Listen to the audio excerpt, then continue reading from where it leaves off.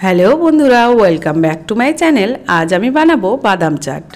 এই বাদাম চাটটা আমার বাড়িতে সবাই খুবই পছন্দ করে আর এটা বানানো খুব সহজ। চলো তাহলে দেখে নিই এটা বানাতে আমাদের কি কি লাগছে।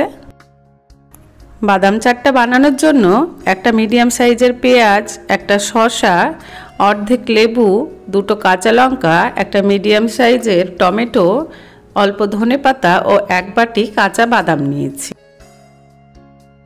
কাঁচা বাদামটা ভাজার জন্য তেল গরম করতে দিয়েছি।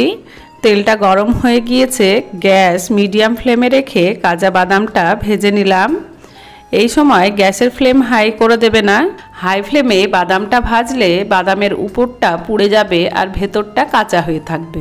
কিছুক্ষণ এইভাবে নেড়েচেড়ে বাদামটা ভেজে নেওয়ার পর এই যে দেখছো বাদামগুলো হালকা ফেটে ফেটে গিয়েছে, বাদামগুলো ভালোভাবে ভাজা হয়ে গিয়েছে। গ্যাসটা অফ করে দিয়ে তুলে নিলাম।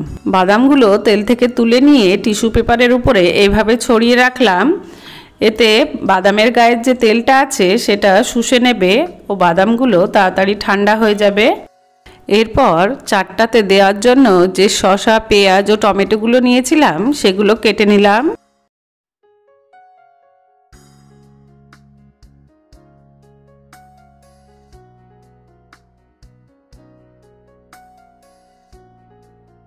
সব কিছু রেডি হয়ে গিয়েছে। একটা বাটিতে কেটে রাখা শসা, পেঁয়াজ ও টমেটোগুলো দিলাম। এরপর যে অর্ধেক লেবুটা ছিল সেটা দিলাম ও অল্প বিট লবণ ও হাফ টি স্পুন চাট মশলা দিয়ে ভালোভাবে এটা মাখিয়ে নিলাম। শেষে ভেজে রাখা বাদামটা দিলাম। বাদামটা একদম ঠান্ডা হয়ে গিয়েছে। ঠান্ডা হওয়ার পরে বাদামটা অ্যাড করবে। সব কিছু ভালোভাবে মাখিয়ে নিয়ে লবণটা চেক করে নিলাম। তোমরা এখানে অল্প লঙ্কা গুঁড়ো অ্যাড করতে পারো যদি ঝালটা বেশি খাও। চাটটা খেতে দারুণ হয়েছে। তোমরাও এই সহজ রেসিপিটা বাড়িতে বানিও আর কেমন লাগলো আমাকে কমেন্টে জানিও। ভালো লাগলে একটা লাইক করো, আমার চ্যানেলটি প্লিজ সাবস্ক্রাইব করে দিও। সবাই সুস্থ থেকো, ভালো থেকো। দেখা হবে আবার নতুন কোনো রেসিপি নিয়ে। আর আমার এই রেসিপিটা দেখার জন্য তোমাদেরকে থ্যাংক ইউ।